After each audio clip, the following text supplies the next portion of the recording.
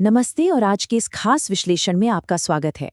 आज हम एक कॉलेज के उस गहरे काले सच का पर्दाफाश करने वाले हैं जो सालों से एक बंद कमरे में दफन था।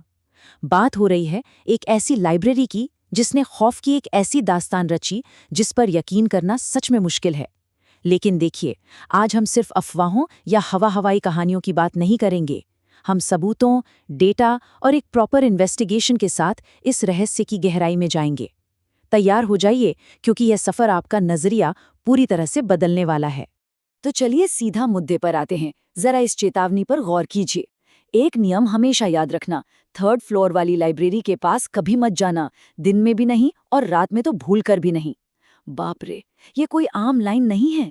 ये वो खौफ है जो कॉलेज की सीनियर्स हर साल नए स्टूडेंट्स को किसी खौफनाक परंपरा की तरह सौंपते थे। मजे की बात यह है कि वहां कोई नोटिस बोर्ड नहीं था, प्रशासन की तरफ से कोई ऑफिशियल वार्निंग भी नहीं थी, बस एक अनजाना सा डर था जो पूरे कैंपस की हवा में तैरता रहता था। सोचिए जरा, एक ऐसी जगह जो ज्ञान का प्रतीक होनी चाहिए, वहां लोग परछाइयों से खौफ खा रहे थे। अब देखिए, ऐसे माहौल में आमतौर पर दो बिल्कुल अलग तरह की मानसिकताएं देखने को मिलती हैं। एक तरफ तो वो आम स्टूडेंट्स हैं जो बिना कोई सवाल किए इस अंधे डर को चुपचाप मान लेते हैं और उस रास्ते से गुजरना ही छोड़ देते हैं। लेकिन दूसरी तरफ है हमारा मुख्य किरदार अभय। अभय का नजरिया इन सबसे एकदम अलग था। वो डरा हुआ नहीं था, बल्कि वो सोच रहा था। उसकी आंखों में डर की जगह वो चमक थी जो एक गहरी जिज्ञासा से पैदा होती है। उसका सीधा सा मानना था कि भाई, अगर लोग डरते हैं तो इसका मतलब ये बिल्कुल नहीं कि हम सवाल करना ही छोड़ दें। वो मानता था कि डर की वजह से सच कभी नहीं बदलता। और पता है, अभय की इस लॉजिकल सोच के पीछे एक बहुत बड़ा कारण था। ये विचार उसके दादाजी पंडित हरीश चंद्र वर्मा का है, जो अपने गांव के एक जाने माने तांत्रिक थे। उनका कहना था, हर परछाई भूत नहीं होती और हर डर झूठ नहीं।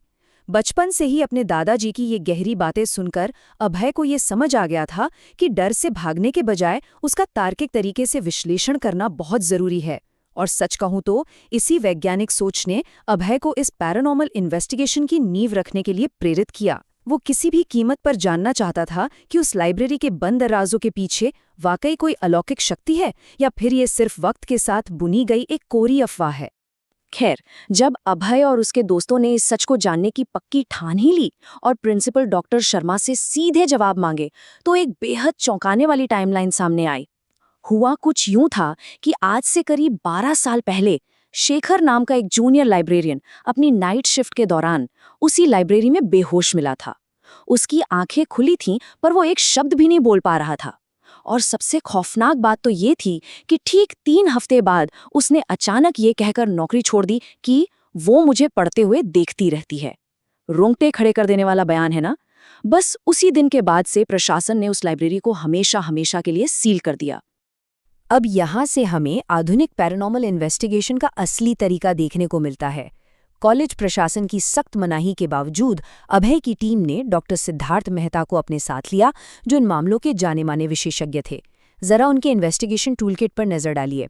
ईएमएफ मीटर, जो अदृश्य ऊर्जा तरंगों को मापता है।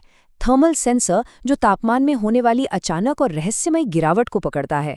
इसके अलावा डिजिटल रिकॉर्डर, नाइट कैमरा और हाँ, सुरक्षा के लिए मोमबत्तियां और नमक। मतलब ये कोई अंधविश्वास या सुनी सुनाई बातों वाली जांच नहीं थी।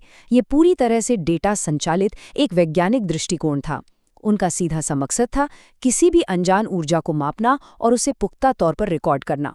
और फिर वो पल आया जब कई सालों के बाद रात के उस भयानक सन्नाटे में उस लाइब्रेरी का भारी भरकम दरवाजा खुला। अंदर सड़ी हुई किताबों की गंध और भयंकर सीलन का साम्राज्य था। यकीन मानिए, हवा इतनी भारी थी कि वहां हर एक सांस लेना एक संघर्ष लग रहा था। डॉक्टर मेहता का हमेशा से ये मानना था कि जहां सांस भारी लगने लगे, समझ जाइए वहां जरूर कुछ दबा हुआ है। ये कमरा सिर्फ धूल से नहीं भरा था, बल्कि ये एक ऐसा डरावना सन्नाटा था जिसने ना जाने कितने सालों से किसी गहरी अनकही सच्चाई को अपने अंदर कैद करके रखा था। चलिए आगे बढ़ते हैं और देखते हैं कि ये जांच कैसे एक भयानक रूप ले लेती है। घटनाक्रम कुछ इस तरह तेजी से आगे बढ़ा।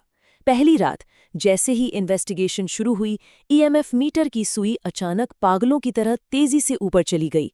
ट्यूबलाइट जलकर बुझ गई और टॉर्च ने तो पूरी तरह काम करना ही बंद कर दिया।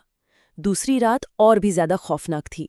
किताबें अपने आप शेल्फ से धड़ाम धड़ाम गिरने लगी और मोबाइल की बैटरी बिना इस्तेमाल किए अचानक 20% से 0% पर आ गई। ऐसा लग रहा था मानो कोई अदृश्य शक्ति बहुत तेजी से सारी ऊर्जा खींच रही हो। डिजिटल रिकॉर्डर पर तो अजीब सी फुसफुसाहटें तक कैद हुईं।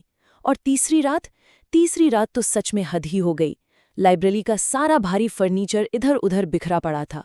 तापमान अचानक 0 से भी नीचे गिर गया और टीम को एक बेहद ताकतवर मौजूदगी का एहसास हुआ जो उन्हें साफ साफ चेतावनी दे रही थी।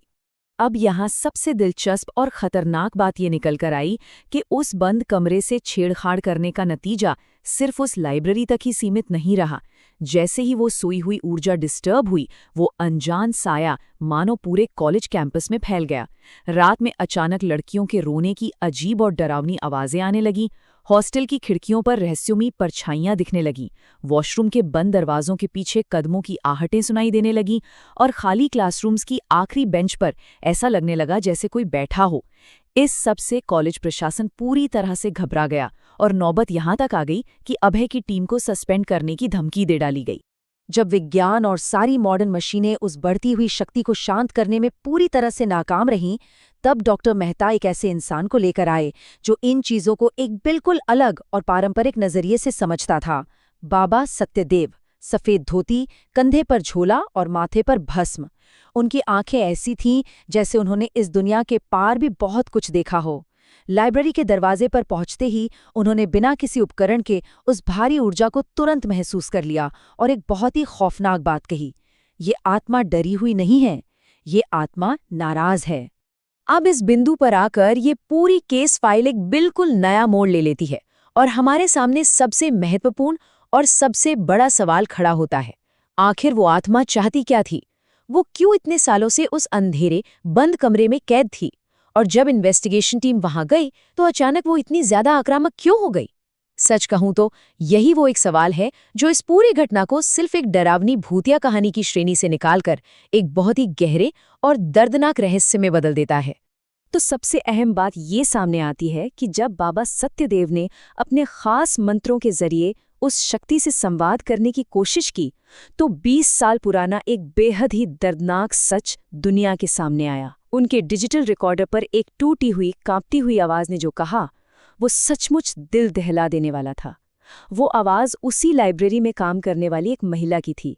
दरअसल 20 साल पहले एक प्रोफेसर ने उसके साथ गलत किया था और जब उस बेचारी ने शिकायत करने की हिम्मत की तो उल्टा उसे ही दोषी ठहरा दिया गया और एक रात उसी लाइब्रेरी में उसे हमेशा के लिए खामोश कर दिया गया, जिसे कॉलेज प्रशासन ने इतने सालों से आत्महत्या बताकर बड़ी चालाकी से छुपा रखा था। वो असल में एक निर्मम हत्या थी। उस आत्मा को कभी कोई न्याय नहीं मिला था और ना ही उसका सही तरीके से अंतिम संस्कार किया गया था। इसीलिए वो इतने सालों से उसी भयानक अन्याय के दर्द में वहां भटक रही थी। उसे अंतिम मुक्ति दिलाने के लिए बाबा सत्यदेव ने एक बेहद सटीक विधि अपनाई। रात के ठीक 2:30 बजे उसी लाइब्रेरी के बीचों बीच एक हवन कुंड बनाया गया। बाबा ने पूरे सम्मान के साथ उस आत्मा का असली नाम पुकारा, उसे नए वस्त्र और जल अर्पित किया। ये वो पारंपरिक विधियां थीं जिनसे वो आत्मा सालों से वंचित थी। और आप यकीन नहीं मानेंगे, इस रस्म के पूरा होते ही आखिरकार ईएमएफ मीटर पूरी तरह से शांत हो गया और उस खौफनाक लाइब्रेरी में सालों बाद एक सुकून भरी शांति छा गई। इस केस स्टडी से जो कहानी निकलकर सामने आई है, वो हमें सिर्फ डराती नहीं है बल्कि बहुत गहराई से सोचने पर मजबूर कर देती है। जरा इस आखिरी सवाल पर गौर करें, हमारी इस दुनिया में ऐसी कितनी और खामोश जगहें हैं जो अनकहे और दबाए गए सच को अपने अंदर छुपाए बैठी हैं, बस इस इंतजार में कि कोई तो उन्हें सुनेगा। अभय की उस एक जिज्ञासा ने यह साबित कर दिया कि कोई भी दफन किया हुआ अन्याय कभी पूरी तरह से खत्म नहीं होता। वो हमारे समाज में एक गहरे खौफ के रूप में तब तक जिंदा रहता है जब तक कि उसका डटकर सामना ना किया जाए। आज के इस विश्लेषण में हमारे साथ जुड़ने के लिए बहुत बहुत धन्यवाद। इस सवाल पर विचार जरूर कीजिएगा। जल्द ही मिलेंगे एक नए और दिलचस्प विषय के साथ।